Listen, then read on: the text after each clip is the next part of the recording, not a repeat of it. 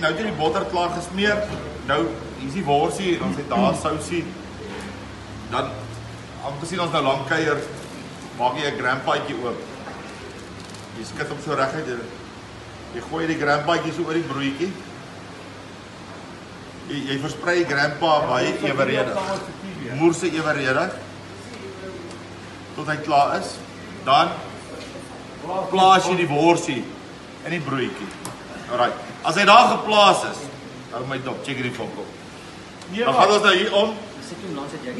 Wag, ons gaan nou eers hierso. Dan skep ons bietjie van hierdie daspoor fucking sous.